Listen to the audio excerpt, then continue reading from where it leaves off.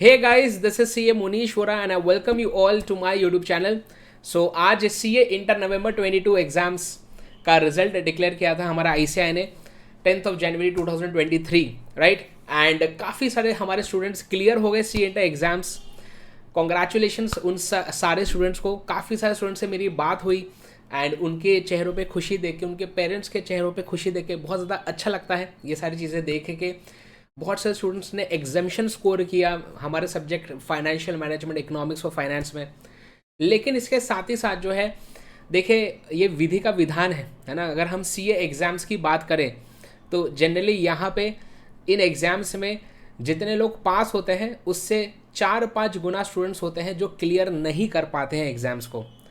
And मैं आपको बता दूं कि मैं भी इस सिचुएशन से गुजरा हूँ, ठीक है।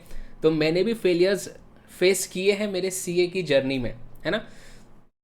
तो मैं ये फील कर पा रहा हूँ जो लोग आज क्लियर नहीं हो पाए एग्जाम्स में, तो मैं एक्चुअल में फील कर पा रहा हूँ कि उनको अभी कैसा लग रहा होगा, करेक्ट। एंड ऐसे समय पे एक कविता है, एक पोयम है जो मुझे एक्चुअल में बहुत ज़्यादा मोटिवेट की थी, राइट। सो उससे हम आज स्टार्ट करेंगे एंड मैं आपको कुछ स्ट्रैटेजीज़ बताने वाला हूँ जो स्ट्रैटेजीज़ आप यूज़ कर सकते हैं अपने CA इंटर एग्ज़ाम्स के लिए, वापस से तैयारी करने के लिए, बाउंस बैक करने के लिए, राइट।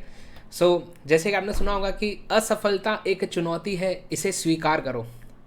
क्या कमी रह गई देखो और सुधार करो। जब तक ना सफल हो नींद चैन को त्यागो तुम, संघर्ष का मैदान छोड़कर मत भागो तुम। एंड जो लास्ट लाइन है ना यार, सबसे ज़्यादा जो जिससे मैं मोटिवेटेड फील करता हूँ कि कुछ किए बिना ही जय जयकार नहीं होती, कोशिश करने वालों की कभी हार नहीं होती। तो ये आपको पता होगा कि हरिवंश राय जी बच्चन ने ये कविता लिखी है। एंड इस पोएम से ही मैंने 3 A's, है ना, मैंने 3 A's बनाए हैं जिन 3 A's को अब आपको फॉलो करना चाहिए जो स्टूडेंट्स क्लियर नहीं हो पाए हैं एग्जाम्स को। तो वो 3 A's है दोस्तों: accept, analyse and act, right. तो सबसे पहली बात है कि आपको सबसे पहले आज जो हमारा रिजल्ट आया है उसे स्वीकारना ज़रूरी है, उसे एक्सेप्ट करना ज़रूरी है कि हाँ क्लियर नहीं हो पाया है, राइट। कुछ स्टूडेंट्स ऐसे होते हैं जो रिजल्ट्स आने के बाद जो है बहुत दिन निकल जाते हैं, है ना, बहुत दिनों तक वो उसी के, है ना, दुख में रहते हैं कि हमारा तो हम पास हो ही नहीं पाए।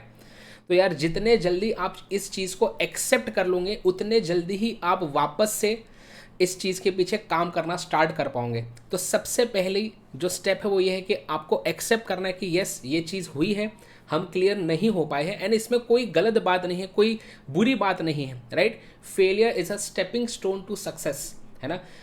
एंड ये जैसे हम अभी एग्जाम्स में देख रहे हैं, आपके लाइफ में ऐसे और बहुत सारे सिचुएशंस आने हैं।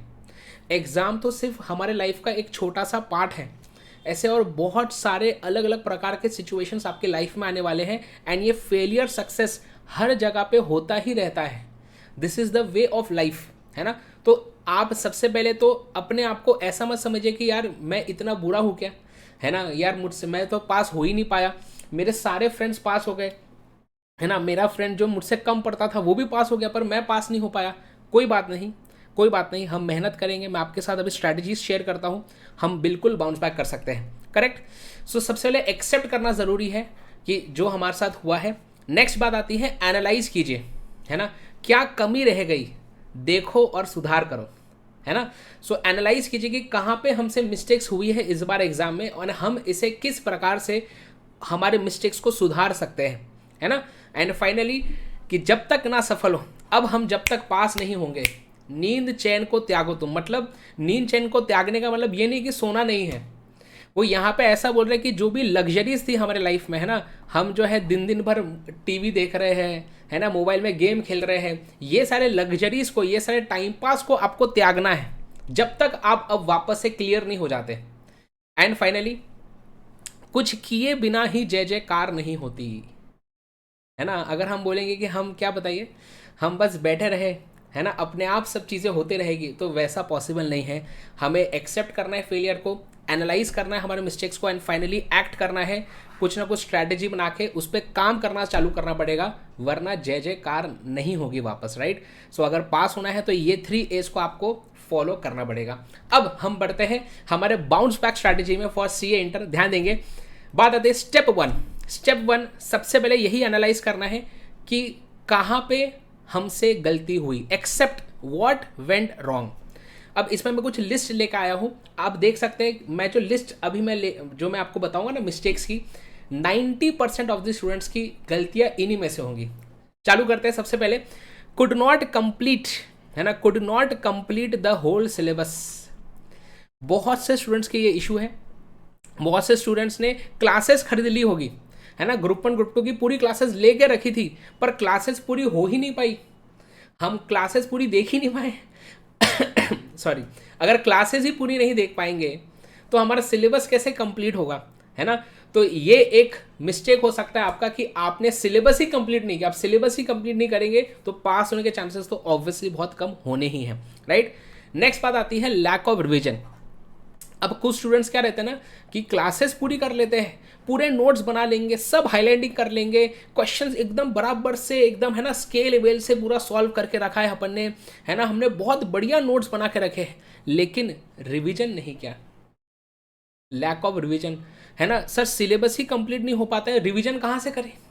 ऐसे हैं बहुत से स्टूडेंट्स, 1 या 2 बार रिवीजन किया होगा, या तो रिवीजन किया ही नहीं होगा, फर्स्ट रीडिंग में ही सब समय निकल गया। ऐसा होता है, ये कोई दो राय नहीं, ऐसा होता है इसमें। आगे बढ़ते हैं। नेक्स्ट, नो टाइम मैनेजमेंट, है ना। चूंकि हम टाइम को मैनेज नहीं कर पाए तभी तो हमारा सिलेबस नहीं हो पाया, तभी तो हम रिवीजन नहीं कर पाए। तो टाइम मैनेज करना बहुत इंपॉर्टेंट है और ये सीखना ही पड़ेगा। जब तक आप सीखेंगे नहीं तब तक ये होगा नहीं। और इसमें एक्सटर्नली हम कुछ कर नहीं पाएंगे, हम आपको स्ट्रैटेजी बता पाएंगे, हम आपको एडवाइस दे पाएंगे, लेकिन काम तो आपको ही करना है। तो आपको एक्चुअल में सीखना पड़ेगा कि कैसे हम हमारे टाइम को मैनेज कर सके। आगे ऐसा हो सकता है कि आपने राइटिंग प्रैक्टिस ना की, क्वेश्चन सारे रीड कर लिए, है ना, बस उसमें ही हम टिक टिक टिक करते जा रहे हैं, हाईलाइट करते जा रहे हैं, पर लिख के हमने प्रैक्टिस नहीं किया। मैक्सिमम बोल रहा हूँ, मैक्सिमम मोर देन 90% स्टूडेंट्स का यही इशू होगा कि उन्होंने मॉक टेस्ट नहीं दिए होंगे। सच सच मुझे बताइए, कमेंट सेक्शन में ज़रूर बताना है आपको कि इसमें से सही में आपकी जो मैं मिस्टेक्स बता रहा हूँ, आपने सही में मिस्टेक्स की है या नहीं की है, ज़रूर बताइएगा, है ना। मॉक टेस्ट नहीं दिए होंगे आपने, है ना, कि हमने सब्जेक्ट पढ़ तो लिया, लेकिन हमें एग्जाम में 3 आवर्स में 3 घंटे में कैसे लिखना है पेपर को, वो तो प्रैक्टिस ही नहीं किया। अरे मेन चीज़ वही तो है, हमने कॉन्सेप्ट पढ़ लिया, रिवीजन कर लिया, जब हम लिख के देखेंगे कि हमसे 3 घंटे में पेपर सॉल्व हो रहा है या नहीं हो रहा है, वो तो हम देख ही नहीं रहे हैं। हमें पता ही नहीं है कि हमको किसी क्वेश्चन को सॉल्व करने में कितना टाइम लगता है। अगर आपने मॉक टेस्ट दिए रहते तो आपको पता चलता, अरे हाँ यार, टैक्स के पेपर में ना पेपर ख़त्म नहीं हो रहा मेरा, मतलब मुझे स्पीड बढ़ानी पड़ेगी। आपको बहुत सी चीज़ें ना तभी समझ में आती है जब आप वो खुद करते हैं। देखो, हर एक चीज़ का एडवाइस थोड़ी ना आपको टीचर्स दे पाएंगे। कुछ कुछ गलतियां तो ऐसी होंगी ना जो आप सिर्फ और सिर्फ आप करते होंगे, वो पता कैसे चलेगी, जब तक आप मॉक टेस्ट नहीं देंगे तब तक पता नहीं चल पाएगी। आगे, did not focus on question practice. अब कुछ बच्चे एकदम ज़बरदस्त होते हैं, वो क्या करते हैं ना, है ना, वो क्या करते हैं, ध्यान देंगे, वो जो है ना रिवीजन लेक्चर्स, क्योंकि आजकल तो ट्रेंड है ना, हर एक एजुकेटर, मैं खुद भी डालता हूँ, उसमें कोई दो राय नहीं है, मैं खुद भी डालता हूँ रिवीजन लेक्चर्स, लेकिन स्टूडेंट्स क्या करते हैं ना, सिर्फ रिवीजन लेक्चर को ही देखते रहते हैं। 8 सब्जेक्ट हैं, 8 सब्जेक्ट के revision lecture, revision lecture, revision lecture, marathon, revision lecture, बस यही देखते रहेंगे दिन भर। और उनको क्या लगता कि मैं जब ये लेक्चर देख रहा हूँ ना, बस मेरा तो रिवीजन होते जा रहा है, पर क्वेश्चन प्रैक्टिस नहीं की। RTP, MTP, PYQ, अरे हम हर वीडियो में आपको बताते हैं, मतलब जब भी स्ट्रैटेजी वीडियो बनाते हैं उसमें बताते हैं कि RTPs, MTPs, PYQ सॉल्व करना कितना इंपॉर्टेंट है, हर बार बताया जाता है। फिर भी बहुत से ऐसे बच्चे होंगे जिन्होंने पिछले अटेम्प्ट का ही PYQ सॉल्व नहीं किया होगा, जिन्होंने अपने इस नवंबर 22 अटेम्प्ट का RTP, MTP नहीं सॉल्व किया होगा। मैं दावे के साथ बोल सकता हूँ कि ऐसे बहुत स्टूडेंट्स होंगे। और देखें, लैकिंग कॉन्सेप्चुअल क्लैरिटी। हमें बहुत बार ऐसा लगता है कि हमारा पूरा सब्जेक्ट हो चुका है, लेकिन जब हम क्वेश्चन देखते हैं ना तब समझ में आता है, यार मैं तो पूरा ब्लैंक हो गया। ऐसा होता है एग्जाम में, बहुत बार ऐसा होता है ना कि हम ब्लैंक हो जाते हैं, हमें समझ में नहीं आता कि मैंने सब्जेक्ट तो पूरा पढ़ा था, इसको सॉल्व कैसे करना है समझ में नहीं आ रहा है। ये प्रॉब्लम होता है कॉन्सेप्चुअल क्लैरिटी का। हम क्वेश्चंस को जब सॉल्व कर रहे हैं हमें पता ही नहीं है कि चालू कहाँ से करना है, क्योंकि आपने राइटिंग प्रैक्टिस किया नहीं है सफिशिएंट, आपको कॉन्सेप्ट पे ग्रिप आपकी आई नहीं है अभी तक। तो ऐसा हो सकता है कि या तो कुछ सब्जेक्ट्स में कॉन्सेप्चुअल क्लैरिटी का प्रॉब्लम हो, या सारे सब्जेक्ट्स में भी इशू हो सकता है। तो डिपेंड करेगा केस टू केस बेसिस में। या ऐसा हो सकता है, ये भी जैसे मुझे पता चला कुछ लोगों के केस में, कि आपके घर में मे भी कुछ फैमिली इश्यूज भी हो सकते हैं, जिसके वजह से आप पढ़ाई पे ध्यान नहीं दे पाए एंड जिसके वजह से क्लियर नहीं हो पाए एग्जाम्स। अब देखिए, जैसे कि मैंने आपको स्टार्टिंग में बताया कि हमारे लाइफ में जो है ना, हमारी लाइफ पहली बात तो बहुत ज़्यादा बड़ी है, सिर्फ एग्ज़ाम्स ही नहीं है इसमें और बहुत सी चीज़ें आने वाली है और आपके लाइफ में। अभी तो आप बस सीए की पढ़ाई कर रहे हैं, आगे आके और मल्टीपल चीज़ें, मल्टीपल इश्यूज़ को आपको संभालना होगा, है ना। अभी आप छोटे हैं, आपके पेरेंट्स बड़े हैं, धीरे धीरे धीरे धीरे जब समय बीतेगा तो आप ऑब्वियसली पेरेंट्स आपके बड़े ही रहेंगे, लेकिन जो है जब वो ओल्ड होंगे, जब वो बुजुर्ग हो जाएंगे, तब आपके ऊपर रिस्पॉन्सिबिलिटीज़ और बढ़ जाएगी, तब और प्रॉब्लम्स आएंगी, तब और फेलियर्स आ सकते हैं।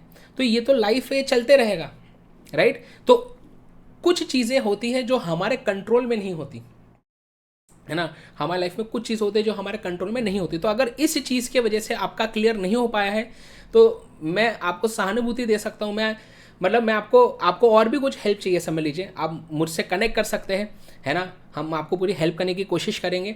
लेकिन अब जो है हमें सबसे पहले ये एनालाइज करना है कि इसमें से हमारी कहाँ कहाँ पे गलती हुई है। तो ये स्टेप 1 है कि एनालाइज कीजिए कि एग्जैक्टली क्या इशू हुआ है हमारे साथ। फिर स्टेप 2 ये है कि अब आप इस चीज़ को एक जगह पे लिख लीजिए सब्जेक्ट वाइज। मैं फिर से बोल रहा हूँ, मैं बहुत ज़्यादा रिसर्च करके ये पूरी पीपीटी मैंने बनाई है आप लोगों के लिए। तो जैसा मैं बोल रहा हूँ सच में वैसे फॉलो कीजिए, बिल्कुल बाउंस बैक आप कर पाएंगे सीए इंटर एग्जाम्स के लिए, प्लीज़ ध्यान देंगे। तो यहाँ पे जो मैंने आपको मिस्टेक्स बताया, ऐसा हो सकता है कि और भी कुछ इश्यूज हो सकते हैं मे बी, है ना। तो आप लिखिए इस चीज़ को, एक पेज पे लिखिए पूरा कि सब्जेक्ट वाइज हमसे क्या इशू हुआ। बैठिए एकदम, आप देखिए कि पेपर 1 में, पेपर 2 में, पेपर 3 में एग्जैक्टली क्या इशू हुआ होगा, आपको खुद को पता होगा अंदर से। हमें पता होता है हमेशा से कि हमारा क्या इशू है ना, हमको पता होता है, लेकिन हम उसे इग्नोर करते रहते हैं। आप जब इसको लिख लोगे ना एक जगह पे, तो आपको फिर वो हमेशा हिट करेगा कि हाँ, ये गलती मेरे से पिछले अटेम्प्ट में हुई थी, अब मैं इस अटेम्प्ट में ये गलती नहीं करूँगा या नहीं करूँगी, राइट। आगे तो इसको लिखिए। नेक्स्ट, अब कुछ बच्चे क्या करेंगे ना, दनादन सारे सब्जेक्ट की क्लासेस देखना वापस से चालू कर देंगे। तो इसकी वैसे कोई ज़रूरत नहीं है। सारे सब्जेक्ट्स की क्लासेस वापस देखना। आप सोचिए, मैं खुद एक टीचर हूँ मैं भी चाहता हूँ कि आप मेरे क्लासेस आके देखें, पर मैं ही ये चीज़ आपको बोल रहा हूँ क्योंकि मैं चाहता हूँ कि मैं आपको सही एडवाइस दूँ। अगर for example both group clear नहीं हो पाया है, तो आप पूरे ही 8 सब्जेक्ट की क्लासेस वापस से पूरी देखेंगे, ये कोई सेंस नहीं बनता। तो आपको ये खुद को एनालाइज करना पड़ेगा कि कौन से सब्जेक्ट्स में ज़्यादा प्रॉब्लम है, उन सब्जेक्ट्स की क्लासेस आप चाहे तो पूरी देखें। इसमें मैंने एक देखिए, ये डिपेंड करेगा obviously case to case basis पे, लेकिन मैंने इसमें एक ये चीज़ लिखी है कि यार अगर आपने 40 से भी कम स्कोर किया है किसी सब्जेक्ट में, राइट, या as a matter of fact 50 से भी कम स्कोर किया है ना किसी सब्जेक्ट में, तो मेरे हिसाब से देन इट इज़ एडवाइजेबल कि भाई आप फिर तो उस सब्जेक्ट की क्लास देख लें। लेकिन अगर समझो जैसा ऐसा होता है ना कि हमें 3 सब्जेक्ट में 55 प्लस वगैरह आ गए हैं और एक सब्जेक्ट में ही 40 के नीचे आए हैं, या 2 सब्जेक्ट्स में हमें 40 के नीचे आ गए हैं या 40s में है, तो उन 2 सब्जेक्ट्स पे ध्यान दीजिए, उनकी क्लासेस पूरी वापस से कीजिए। और जो रिमेनिंग आपके सब्जेक्ट्स है ना, उसमें आप ट्राई करें कि हम क्या बताइए, हम जो है रिविजन लेक्चर्स अगर हो सकता है तो वैसा कीजिए। आपके पास जो नोट्स होंगे आप वो नोट्स से कवर कीजिए। अगर आपको ऐसा लगता है कि आप खुद भी कवर कर सकते हैं सब्जेक्ट्स को वापस से, तो फिर वो सब्जेक्ट्स को खुद ही कीजिए। रिवीजन लेक्चर्स देखिए, नोट्स जो होंगे आपके पास वो यूज़ कीजिए। जो भी आपने जिस टीचर से पढ़ा होगा उनसे कनेक्ट कीजिए, उनसे पूछिए कि अब हमें क्या करना चाहिए। करेक्ट, आगे बढ़ते हैं, स्टेप 3 देखेंगे। अब ये हमने दोनों स्टेप हमारे खत्म हो गए। स्टेप 3 आपको क्या करना है कि आपको एक प्रॉपर रियलिस्टिक शेड्यूल बनाना है, अपना टाइम टेबल बनाना है, रियलिस्टिक बनाना है। रियलिस्टिक का मतलब क्या है, अब जो है ना, अब कुछ बच्चे ना एकदम भावुक हो जाते हैं। भावुक मतलब उनको लगता कि सर अब तो हमारा क्लियर हुआ नहीं ना, अब सर आप देखो सर कल से मैं 15 घंटे पढ़ूंगा। तो भाई अभी इतने टाइम से जब तक रिजल्ट आया नहीं था, तो एग्ज़ाम ख़त्म हुई एंड अभी रिजल्ट आया, ठीक है। तो ये 1.5-2 महीने में आपने कुछ पढ़ाई की नहीं, अभी एकदम से 15 घंटे कैसे पढ़ोगे आप? आपको आदत ही नहीं है आपकी बॉडी को 15 घंटे पढ़ने की। तो ऐसी हरकतें मत करना। फिर क्या होगा, हम 15 घंटे के हिसाब से टाइम टेबल बनाएंगे और वो 2 दिन भी क्या बताइए, वो टाइम टेबल चलेगा नहीं, हम वापस से डिप्रेस फील करेंगे कि सर हमसे तो कुछ हो ही नहीं रहा है। तो भैया ऐसे ऐसे आपको प्लान बनाने ही क्यों है? कल से अगर आप पढ़ाई करने बैठ रहे हैं तो सबसे पहले आप एटलीस्ट 4 to 5 आवर्स ही आप टारगेट करें कि एक दिन में मैं 4 से 5 घंटे तो भी पढ़ लूँ बस। मजे की बात है, 4 से 5 घंटा पढ़ना भी बहुत ज़्यादा बड़ी बात है अभी। हाँ, हम इतने डिस्ट्रैक्टेड हो चुके हैं मोबाइल के वजह से, है ना, मल्टीपल चीज़ों के वजह से। आधे से ज़्यादा पॉपुलेशन मोबाइल पे रहती पूरे टाइम, है ना। तो इतना ज़्यादा डिस्ट्रैक्शन बढ़ चुका है। अब जब हम वापस पढ़ने बैठेंगे ना, एकदम से 15 घंटे 10 घंटे नहीं पढ़ पाओगे, है ना। और ऐसे तो कभी टाइम टेबल बनाने नहीं चाहिए 15-15 घंटे के, ये तो कोई सेंस ही नहीं ऐसा करना। समझ पा रहे हो क्या बोल रहा हूँ जी? तो आपको क्या करना है बताइए? तो आपको रियलिस्टिक टाइम टेबल बनाना है। अभी फिलहाल आप कल से अगर पढ़ाई कर रहे हैं या विद इन 2-3 डेज आप 2-3 दिन का ब्रेक ले सकते हैं, 2-3 दिन बाद चालू करें। ऐसे नहीं कि कल से कल ही करना है, चलेगा 2-3 दिन का ब्रेक ले लो, कोई दिक्कत नहीं है, कुछ नहीं होता है। 2-3 दिन का ब्रेक ले लो फिर आप चालू करो। लेकिन जब आप पढ़ाई करना चालू करेंगे, पहले 7 to 14 डेज ट्राई करें कि मैं शिद्दत से 4 से 5 घंटा एटलीस्ट पढ़ सकूँ। सर हमारा तो बोध ग्रुप है सर क्या मजाक करो, 4-5 घंटे में कैसे होगा? अरे राजा, 4-5 घंटे करके तो देखो पहले अच्छे से, और फिर धीरे धीरे जैसे जैसे आप मोमेंटम गेन करोगे फिर धीरे धीरे आवर्स बनाना। तो पहले अगर आप 7-8 दिन तक अगर आप 4-5 घंटे पढ़ पाए हो तो फिर धीरे धीरे 5.5-6 घंटे करना, फिर धीरे धीरे 7 आवर्स तक जाना, 8 आवर्स तक जाना, 9 तक जाना, बस 9 से 10 घंटे मैक्स है। इससे ज़्यादा पढ़ने की ज़रूरत भी नहीं है एक दिन में, ह्यूमनली पॉसिबल भी नहीं है। बहुत ही एक्सट्रीम ऐसे कुछ स्टूडेंट्स होते हैं, बहुत ही एक्सट्रीम लेवल के कुछ स्टूडेंट्स होते हैं, वो कर पाते हैं, है ना, 15 घंटे 16 घंटे। तो सब लोग ऐसा करते हैं ऐसा ज़रूरी नहीं है। मैं भी जब पढ़ाई करता था, मैं दिन में मैक्स बोल रहा हूँ, मैक्स बता रहा हूँ मैं, दिन में 11 से 12 घंटे, ये मैक्स बोल रहा हूँ। मतलब जनरली क्या होता था, मैं 10 आवर्स तक ज़्यादा से ज़्यादा पढ़ पाता था, इससे ज़्यादा मैं नहीं पढ़ता था। और यही एडवाइजेबल है, आप 10 घंटे पर एकदम ध्यान से पढ़ेंगे ना, मोर देन सफिशिएंट है, उससे ज़्यादा पढ़ाई होगी भी नहीं। और है ना, तो 10 घंटे जब पढ़े तो उस पर पूरा ध्यान दीजिए, ठीक है ना। डिस्ट्रैक्शन लेस एनवायरनमेंट में बैठ के ट्राई कीजिए। आगे फिर बात आती है स्टेप 4 कि अब आपको क्या करना है। जो भी आपका जो सब्जेक्ट्स आप पढ़ाई करना चालू करेंगे, ठीक है, अगर समझो आप बोथ ग्रुप वापस दे रहे हैं, ठीक है, तो 8 सब्जेक्ट्स हैं, तो एकदम से 8 सब्जेक्ट पे जंप नहीं करना है, पहले एक ग्रुप से चालू करें, है ना। पहले आप ग्रुप 1 से चालू करें। ग्रुप 1 है ना, मतलब ऑब्वियसली आप बोथ ग्रुप दे रहे हो तो पहले ग्रुप 1 से आप चालू करें। ग्रुप 1 के पहले 4 सब्जेक्ट्स को आप टारगेट करें कि ये जो 4 सब्जेक्ट्स है, ये 4 सब्जेक्ट्स मेरे 40 डेज के अंदर हो जाने चाहिए। जो मेरे ये 4 सब्जेक्ट्स है, ये 40 डेज के अंदर हो जाने चाहिए। समझ पा रहे हो? मतलब कि कब तक? अभी है हमारा 10 जनवरी, तो 20 दिन जनवरी के, 20 दिन फरवरी के, ठीक है ना। हाँ, तो आप समझ लीजिए कि आपका 20-25 या 25 फरवरी तक आप ट्राई करें कि ये जो 4 सब्जेक्ट्स है ग्रुप 1 के, वो एकदम अच्छे से हो जाने चाहिए। अगर ऐसा होता है तो फिर ग्रुप 2 के बारे में सोचना। समझे? ये बच्चों को डाउट आता है, सर बोथ ग्रुप वापस दूँ कि सिर्फ एक ही ग्रुप दूँ? तो भैया ऐसा अभी से मत सोचो। अभी आप क्या करो, पहले एक ग्रुप पकड़ो, एक ग्रुप को 40 दिन में खत्म हो रहा क्या? एक ग्रुप की पूरी पढ़ाई विथ आरटीपी एमटीपी 40 दिन में आपकी हो पा रही है? अगर हो गई है तो फिर ग्रुप 2 पे जाना, वरना वही सिंगल ग्रुप पे स्टिक रहना। कोई बात नहीं है, सिंगल ग्रुप पास करना भी बहुत बड़ी बात होती है, कोई दिक्कत नहीं है, ठीक है। आगे जब हम सब्जेक्ट पढ़ेंगे तो सबसे पहले आपको फोकस करना है ICAS स्टडी मटेरियल में। ये मतलब ये बेसिक है यार ये बेसिक चीज़ होती है यार कि हम ICAS स्टडी मटेरियल ही करके नहीं जाते तो कैसे चलेगा। बहुत से स्टूडेंट्स ICAS स्टडी मटेरियल ही सॉल्व नहीं करते हैं। तो आप जब भी कोई भी सब्जेक्ट आप पकड़ेंगे तो सबसे पहले आपको ICAS स्टडी मटेरियल उसका सॉल्व करना ही है। अच्छा, बहुत बार क्या होता है कि हमारे जो एजुकेटर्स है, टीचर्स हैं, उनके नोट्स में ही सारी चीज़ें कवर्ड होती हैं, है ना। सारे एजुकेटर ज़बरदस्त है, सब अपने नोट्स एकदम ज़बरदस्त बनाते हैं, फिर भी उनके नोट्स कर लेना पहले, उनके रिवीजन देखना है वो देख लो, क्लासेस देखना है देख लो, पर बाद में फिर भी खुद एक बार आईसीएआई स्टडी मटेरियल ओपन करना या आईसीएआई की वेबसाइट से डाउनलोड करना एंड उसमें खुद मोबाइल में पीडीएफ में जाके देखो, पीडीएफ देखो या खुद ओपन करो, खुद क्वेश्चंस देखो एक बार वापस से, रिवीजन हो जाएगा ना। अगर समझो वो ऑलरेडी टीचर के नोट्स में थे कोई दिक्कत नहीं, आपका एक बार रिवीजन हो जाएगा, पर एक बार खुद देखिए क्वेश्चंस को, देखिए खुद स्टडी मटेरियल ओपन कीजिए, एक अलग कॉन्फिडेंस आपका डेवलप होता है उससे।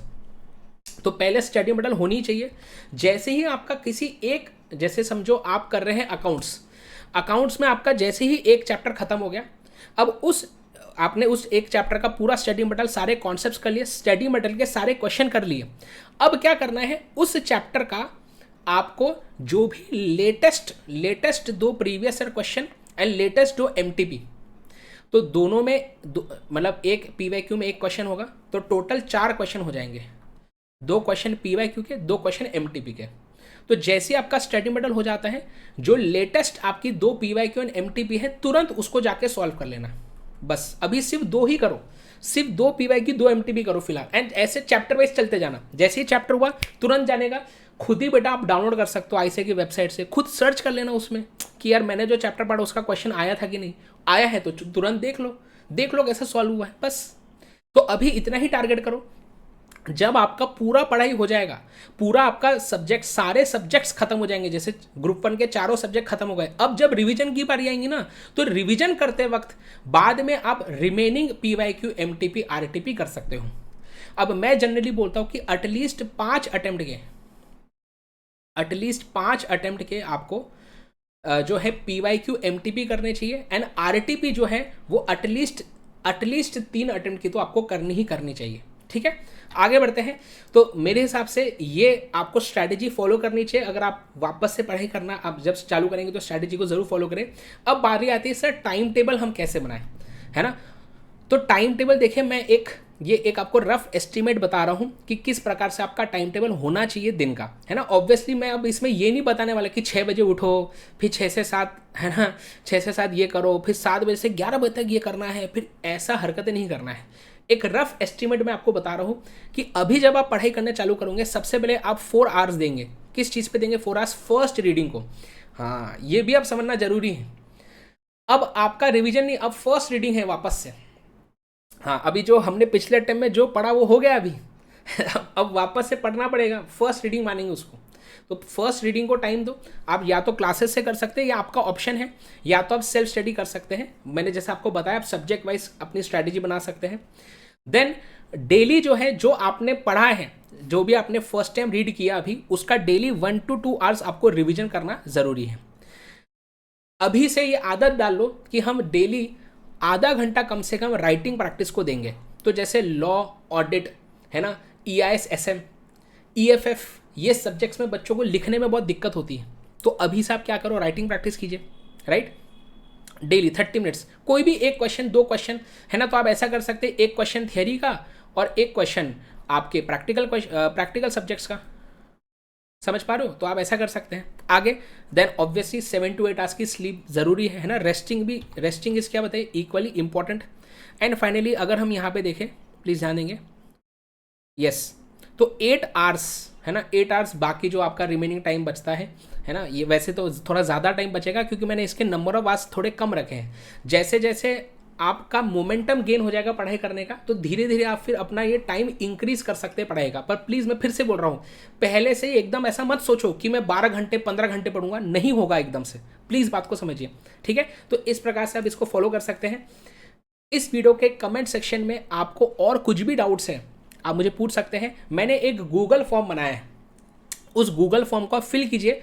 जैसे ही मुझे समय मिलता है मैं आपको पर्सनली कॉल करूँगा, राइट। अगर आपको कॉल पे मुझसे कुछ हेल्प चाहिए, समझ पा रहे हो, कोई स्पेसिफिक समझो आपको कोई इश्यूज़ है, तो आप मेरे साथ डिस्कस कर सकते हो। तो गूगल फॉर्म की लिंक मैं इस वीडियो के डिस्क्रिप्शन बॉक्स में डलवा रहा हूँ, कमेंट में भी पिन कर दूंगा।